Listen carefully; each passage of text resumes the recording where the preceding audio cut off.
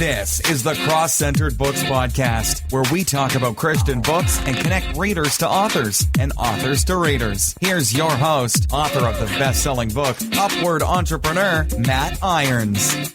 Hello and thank you for listening. I'm your host, Matt Irons. This is the Cross-Centered Books Podcast, where we talk about Christian books and we connect readers to authors and authors to readers. Are you looking for a new Christian book, but you don't want to spend an arm and a leg? Then visit CrossCenteredBooks.com.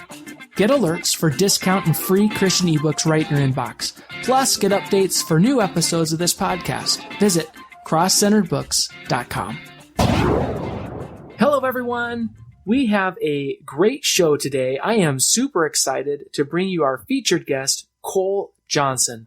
Cole is the author of the book, 10 Scriptures That Can Change Your Life, Sports Edition. He has written 5 books focused on sports, recreation, and spirituality. He is also the host of the podcast, Cole Sports. Hi, Cole. Thank you so much for being on the show. How are you?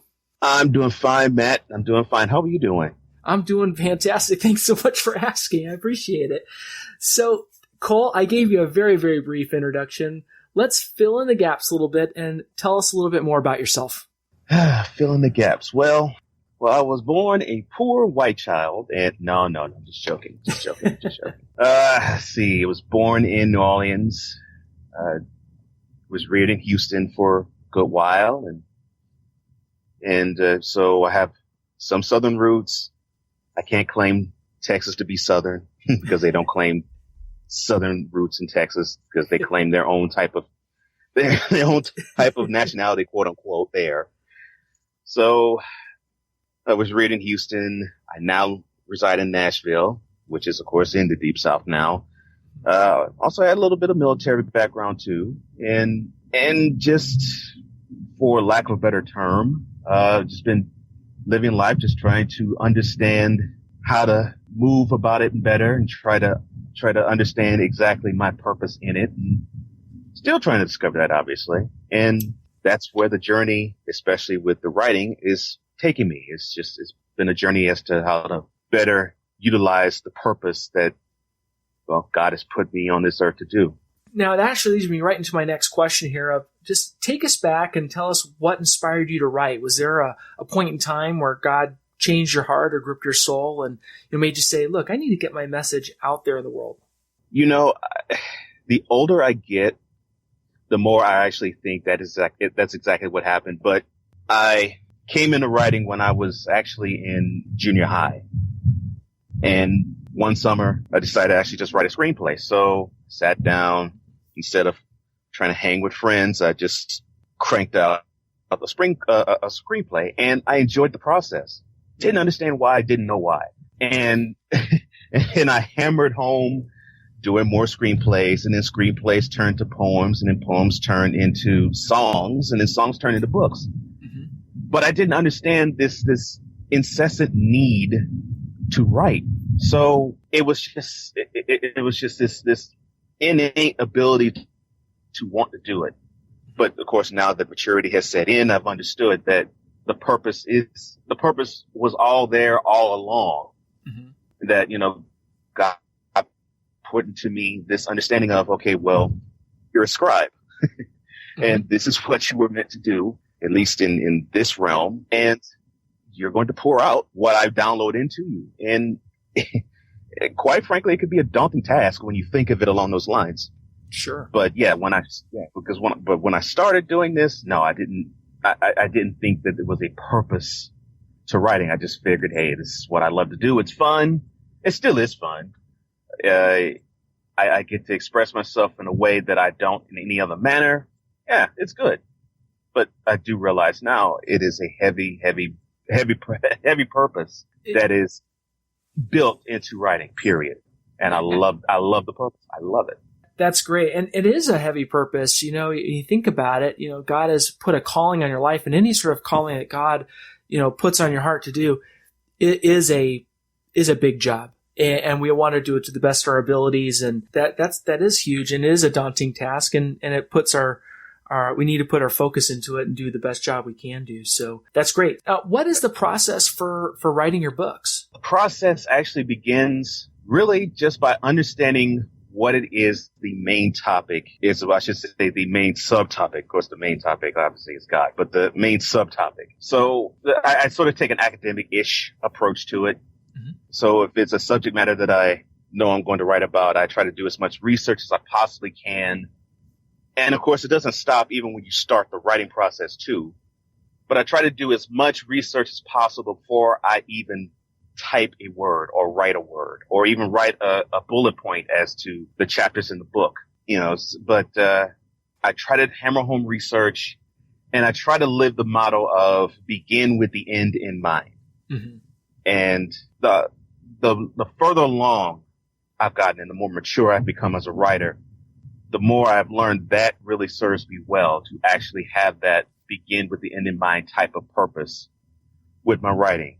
Just visualize how it all is going to look, how the voice that I have is going to sound, the voice in which I speak, and the audience that is geared toward what it is that I'm expressing or what it is that I'm going to actually put on paper.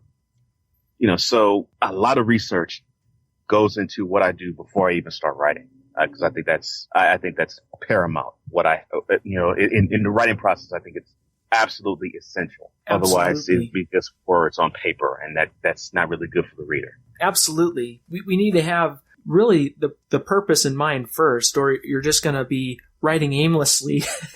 and I know, because I write nonfiction, so I'm very much the same. There's a lot of research that goes in on the front end, but you need to know where you're going to go. You need to take your reader on a roadmap, and plot out point A, B, C, D, and it's very linear. But there's a purpose in what you're reading, and ultimately also what you're writing too, that you want to convey the message that God has put on your heart to convey. So that is important. So for our readers out there who may not know you and may be looking for something new, what would your work be similar to? For example, if you like books from blank, then you'll love me. That actually is a very good question. I'm actually reading a book now by a pastor named Darren Patrick, and he does sort of like the Dude's Guides to ... Well, I'm reading the Dude's Guide to Marriage right now, and his writing style is very similar to mine in as much as I could go into dissertation mode and write 5-syllable words and try to impress you all. but for most readers, they would look at this and say, okay, my eyes are crossed by the second page. Okay, I'm putting this thing down.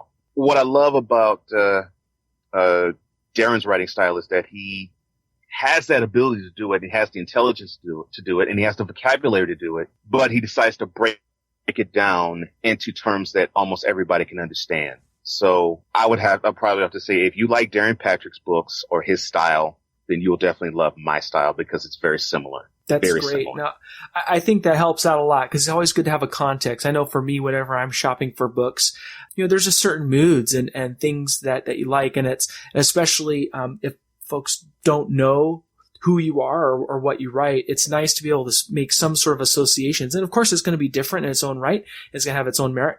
But it's nice to have some sort of association just to point the reader into a direction, say, hey, yeah, that I do love those kind of books. And hey, yeah, I really like to learn more about what Cole has to offer. So that's great. Thank you for that. That actually ushers us right into the next section of our show called Book Spotlight. So tell us about your book, 10 Scriptures That Can Change Your Life, Sports Edition. Okay. Well, you were talking earlier about writing processes, and it was a maturation process to get to where I am now. Mm-hmm. And it actually began with this book in general, because when I began writing the book, my thought process was, well, I know a lot about sports. I do have an understanding about spirituality, and I love writing. So let me combine all three of these things together and just go. Mm-hmm. And what I understood was that it was a very selfish approach in doing it. But along the journey, I understood, wow, okay, even in something that I love, like sports, and I'm passionate about, like sports, wow, Jesus is in this too. And it delves into topics such as motivation, such as discipline, such as perseverance, such as determination. Because with athleticism, you have routines. and I always do it with this analogy, with athletes, they have to put something in their body to begin their day, to do it right. So they will, try to find something that's protein-like, something that is, something that deals with hydration. So those two things in their body, they can start whatever they do right. Normally it will probably be hours worth of training just to get, to the point where they actually perform what they do and it's second nature to them. Mm-hmm. Well, spirituality is similar, especially Christianity. It's real similar. The first thing we're supposed to do really is to just simply thank God and say, this world is rough, but Lord, you had me in this place for a reason. And I thank you for that. And that discipline of settling yourself for whatever the rest of the day throws at you really is a big thing. And just like athletes, because they got to prepare for games and they have to build their muscles and build their mindsets and build their hearts to, withstand attacks and have endurance and perform at the highest of levels. The same thing applies to spirituality and the same thing applies to Christianity. Because it's not a religion, it's a relationship with Jesus. Mm-hmm. And we have to go through life and build the determination and build our muscles, spiritual they may be, but still build our muscles anyway, and build our hearts. Because opposition is going to come. It just is going to come. But we have the ultimate resource that we can turn back to and understand that, well, okay, the opposition comes, but I'm secure in God to the point where, okay, this will pass along with everything else before, and I can rely on this. And God will tell me you can rely on yourself because I'm with you and I'm in you. So I saw a lot of parallels between an athlete and a studious person in the Word of God. Mm-hmm. And when I saw that parallel, my own avenue and eyes opened. That's great. And there's so many other references in Scripture that associate sportsmanship with a spiritual growth. Paul talks about that in his letters. So I love the concept of marrying relationship with Christ with sports. It actually kind of jumps right to my next question of what inspired you to write this book, and then also how did you kind of come up with the concept of marrying those two things together, the sports aspect and the relationship with Christ aspect? Well, what made me actually want to marry the two really was I was seeing parallels, like with, say for instance, take Michael Jordan, for instance. Mm-hmm. I was reading and I forget the article for who wrote it, but I was reading this article where back in the 90s when he was in his heyday, he would actually practice doing 5,000 jump shots a day and practice 5,000 free throws a day. And I was like, wow, that's a lot of dedication. Mm-hmm. To only be on the court for an hour and a half, maybe 2 hours a night, every other night at the most. Wow, that is a lot of dedication to be great. And so before I even thought about this book as a thought process, I said, there has to be something spiritually that connects the same type of principle there to the principle of how we're supposed to live our lives in a Christ-like manner. And of course there is. Mm-hmm. There is. You all throughout the Bible, I learned that we have this spirit, that we're supposed to have this spirit, and the spirit is within us to be dogmatic, to go and get what you're asking for, and think of the scripture of in the book of Matthew, where Jesus says, ask and it shall be given, seeking you shall find, knocking the door will be answered unto you. For one who asks will get, and the one who seeks will find, the one who knocks on the door, you will receive the answer. Well, to me, that speaks to determination. It speaks of being dogmatic. That speaks of going after what you want. Mm-hmm. Of course, going after what you want in a positive manner. And I always align that with the 5,000 free throws and the 5,000 jump shots a day in the gym that Michael Jordan, and then I later read that Larry Bird and Magic Johnson did too. Mm-hmm. You know, just that preparation of expecting to live life in a graceful, easy manner. Not saying that, of course, if you're a Christian, life is easy, but to live that life in such a manner that when others look at you, it'll be just like when they look at athletes. It'll be just like when we look at someone like a Jordan or like a Tiger Woods. Like, wow, how is it that you can hit that, with Tiger? How is it that you can hit that ball 300 yards and it doesn't hook? Mm-hmm. You can actually drive it down this fairway, 97, 98% of the time, and you hit your target. How in the world can you do that? Well, it's the same thing if say that, we're going through divorce, or we're going through a death in the family, or if we're going through any type of other ailment or injury, but we still are moving about in life with joy. Mm. And it makes a person who is a non-Christian, they'll come to you and say, well, how is it that you have all of these things, yet you can still go about life with a smile on your face? How is that possible? And you could say, well, hey, I have practice. I go deep within the Word, because I have those moments where I do break down and cry, and I do have those moments where I doubt myself, but I have such a great Father and I have such a great Savior that reminds me, even in the toughest of times, I'm still with you, and you can still have your joy, and you can still live life in a graceful manner. And to me, I always equated that, equated studying Scripture like driving the ball down a fairway 300 yards and it doesn't hook or slice. Now, I don't have that problem, because every time I put the ball on the tee, it hooks 90 degrees to the right as soon as I hit it. That sounds like my golf game. Yeah. No, I love what you said there, and I want to just kind of target in on what you just said of, we serve a great King, and we serve Jesus, and He's the God of the universe, and that's our focus. You're not, I think when we hear things like dogmatic or practice or, something that's grueling, I think sometimes we have a tendency to think of like legalism or, okay, these are rules we must follow, and here's our do's and don'ts. But that's not what you're saying at all. What you're talking about is building a relationship, that when we love something, we spend time doing it. And I love your example that you say about Michael Jordan, where he spends all those hours practicing, doing those jump shots and doing those free throws and all the practice he's doing. He's not doing it, in a sense of legalism, like I have to do this. It's because, one, he has a passion for the game, and he has a passion for his craft, and he wants to be excellent in what he does because he loves it and he wants to be great. And I think that's the same type of concept that we need to have in our own spiritual life, in that we serve a great King. We love our King. We want to be excellent in that. And it's not out of compulsion or out of obligation, but it's out of, I love you and I want to do the best that I possibly can. And I want to hone and develop this relationship as best as I possibly can, because, like you said, the game of life is not always easy, and it's not always calm waters.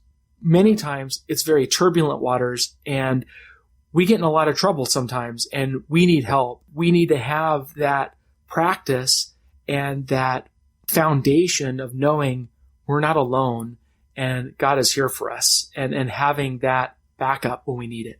Great stuff there, Cole. Now, is there a message or moral in your book that you hope readers will grasp? Now, if you would have asked me this question when I finished writing the book and it was actually about to be published, I probably would say to you, I would not have a clue. But now I had some time to look back and think about it. And the message the overarching message to me is that we belong on the greatest team ever assembled in the history of life. I'll even go so far as to say, even in the earlier biblical times, they had some great teams there then too. But with what we know now versus before Christ came on the earth, we are on the greatest team right now ever in history. And we can be bogged down with ISIS stuff and in the U.S., the political wranglings of how people on the right and people on the left are so upset with one another and so apocalyptic in mind, thought, and process. But we belong on the greatest team in the history of the world. right now. And the fact that the church, not the small letter C, but the uppercase letter C, the fact that the church has the ability to change and shape this world is a very powerful tool. Mm-hmm. And the overarching message of 10 Scriptures, the sports edition, is really we are part of a great team. And when we do work together, oh my gosh, the things that we already have done, but just think of the things that we can do if we actually were so tied into working as a team. If we were all like the Jordans in our spiritual life, that we were so loving and so passionate about our love of Christ, and the fact that we get the understanding that, wow, this being loves us so much that he gave up his life for us. That level of sacrifice is so mind-boggling that he died so that I could live. If we actually had that type of understanding and we lived that passion, just imagine how great this world really would be if we all were to mobilize as a team. Mm-hmm. I mean, we would be greater than the 85 Bears. We would be greater than the 96 Bulls and the 86 Celtics. We would be greater than the 86 Mets or the 98 Yankees. I mean, if relatively 40 or 50 strangers get together and have what they call chemistry, mm-hmm. and mobilize themselves for a year and get to a championship, well, what would stop us from reaching that lifetime championship of having heaven on earth? Right. And there's a whole lot more than 40 or 50 of us. Oh, yeah. So to me, we're a team. Being in the Church of Christ, we are a team. And it is the most powerful entity that has ever existed. And because of that, it is a joy to live. Amen. That's awesome, man. Thanks for sharing that. Now, Cole, do you have any new projects that you're working on right now? Yeah, actually, I am. I'm co-writing or co-authoring a book with a friend of mine. His name is Ambrose Kirk, and the title of the book, and it's in the middle of its stages right now, is called Our Father's Business. And what it entails is that it talks about all the questions that we as Christians and even non-Christians ask, such as, what does God say about our finances? What does God say about sex or fornication? What does God say about abortion? It takes all those pertinent questions that we all have asked or we all ask now, and it gives you a systematic understanding as to what God thinks about these situations. Because the mindset for many non-Christians, and even some Christians too, is that, God is just some sky daddy. He doesn't really care about us, and that we're roaming this earth by ourselves, and he just wants to be worshipped, and that's it. Mm-hmm. And that is certainly not the case. Mm-hmm. You read all throughout the Bible, you're understanding, okay, well, yeah, God does rule, no question. There is no debate there, but oh my gosh, he cares about us down to the infinite of details. I mean, if we're talking about a being who knows the many hairs on our head by number, if we're dealing with a deity that understands us by that finite of a matter, then he has answers and practical tools and practical answers for any and every answer or question that we may have about life. So that's the project I'm working on now, Our Father's Business. That's great. And just from our conversation we had earlier, you also have another sports themed book as well that you're working on too. Is that right? Yes, there is. Yeah, there's a sports themed book that I'm having, and it's a little more secular, but I'm a child of the Most High God, so mm-hmm. So Christ will be represented in some form or fashion. And down the line, I am going to be writing more sports themed, Christian centered books too, such as dealing with athletes that are in the life of Christ. Mm-hmm. Like a Clayton Kershaw, mm-hmm. Stephon Curry, those athletes that operate in something that is considered solely secular, but they don't allow the secular aspect of the world taint, throw off, or or even come close to touching the Christ that dwells within them. And I find those athletes to me to be the most fascinating to cover. So in the future, I will be covering more of those. And when I talk about it even now, I find a joy in actually wanting to delve more into those topics and more into those subjects and more into those athletes. Yeah, as you're talking right now, I'm getting goosebumps, just because of the impact these athletes have on people's lives and the platform that they have when they're able to share their life of Christ with others. That's some powerful stuff. And so, I'm excited for when those books come out from you. So I'll be on the lookout. Thank you, man. I appreciate that. So, do you have any advice for new Christian authors that might be looking to write in your genre? Yeah, I do. What I would have to say is understand that trials will come. Understand that you're going to have difficulty. Understand that you're going to have writer's block. Even with writing about Christian-themed subject matter, you're going to have writer's block because there's just going to be those times where the words just don't flow. And this took me a while, and this took putting on the mature glasses to actually see it this way. But understand, even in those moments where you do have writer's block, take that time and just spend it with God and say, well, wow, Lord, the words just aren't flowing like they were. So I guess you must be saying that I got to connect with you some more. So you take that time to actually make it a meditational type of thing where you connect with God. And I guarantee you, when you start to write again, it will be like the floodgates are pouring. Because every time I do it, and I've said this to my co-author, Ambrose, and I've said this actually to my wife too, there's times that when I write, it's like my hands have another personality because they just fly over the keyboard. Like, gosh. And then I look an hour later and I'm thinking to myself, wow, the stuff that's coming out of me or coming through me when I'm writing this stuff. I'm like, wow, I don't believe this. So yeah, I would say one, don't get bogged down when you have quote writer's block, unquote, because really you gotta download and you have to put out, but you don't have to always put out all the time. Sometimes you do have to separate and take a breather and get a different perspective on the project in which you're writing.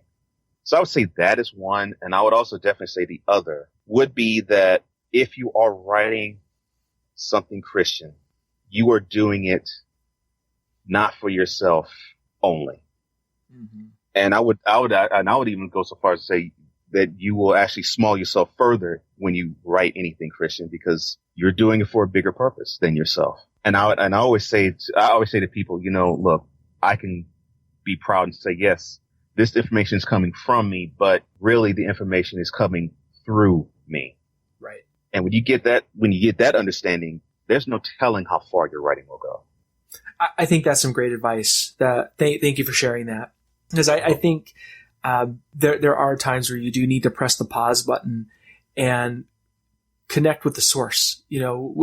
We have the most creative, but we are partners with the creator God of the universe that created everything. And, like you said, we have to decrease and we need to see the Lord increase because it isn't our message that we're conveying. It's God's message that we're conveying. So I think that's some, very key advice that you gave there. So again, thank you so much for sharing that. So, I am looking at time and holy smokes, our time is quickly going by. We're having fun here. So, we're nearing the end of the program and we are now in the section of what I like to call quick questions. So this is just rapid fire here.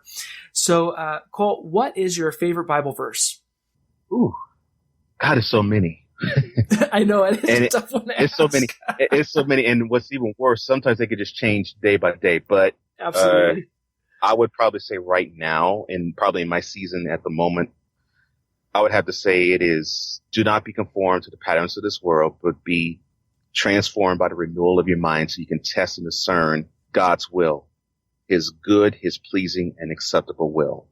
And that is in Romans chapter 12, verse 3. Perfect. And what Christian book impacted your life the most? Outside the Bible, of course. Oh, sure. Right. I would probably have to say the Purpose-Driven Life by Reverend Rick Warren. And reason why I say that is when I read his book, he made Christianity practical.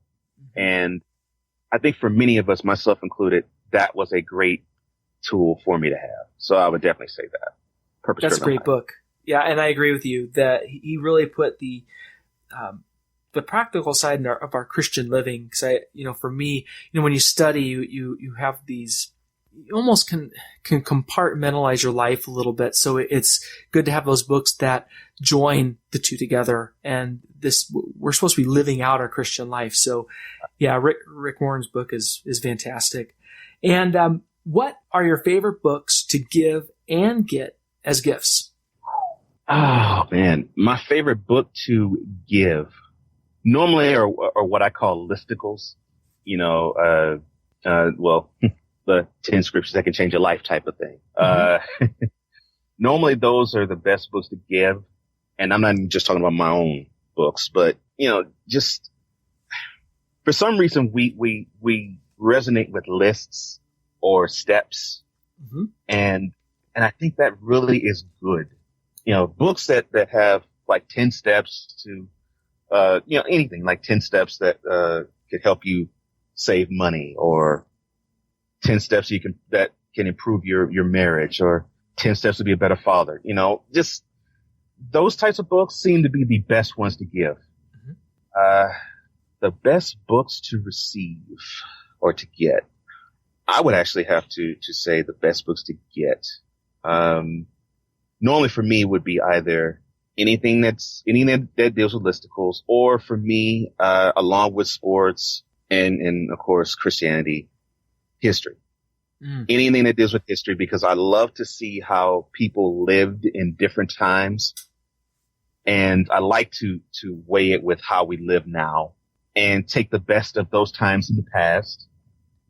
And I try to move it forward, because from what I've learned is that how today's times are, you can only learn but so much. Mm-hmm. And history is such a great teacher. So yeah, I would definitely say that. That's great.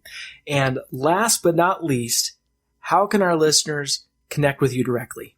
Well, my email address is Cole Sports. That is ColeSportz, or to your Canadian friends, Z, at gmail.com. That's colesports@gmail.com. My podcast is Cole Sports, sports with a Z again.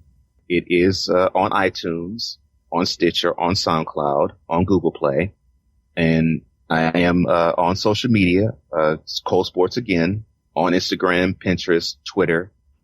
Twitter is Cole_sports, and Facebook. And my main hub is ColeJohnsonOnline.com. All one word, ColeJohnsonOnline.com. I can be reached in any of those methods, and I will be glad to hear from anybody. Perfect. Cole, thank you so much for being on the show. It's a pleasure having you here. Everyone, you have been listening to Cole Johnson, and I'm your host, Matt Irons. If you like the notes for today's show and the links to connect with Cole, go to CrossCenteredBooks.com and click the podcast link and type in Cole's name in the search bar. Thank you so much for listening to the Cross-Centered Books podcast, and we'll catch you next time. Thank you for listening to the Cross-Centered Books podcast, where we talk about Christian books and connect readers to authors and authors to readers. If you want the show notes or get discount and free Christian ebooks, visit us at CrossCenteredBooks.com.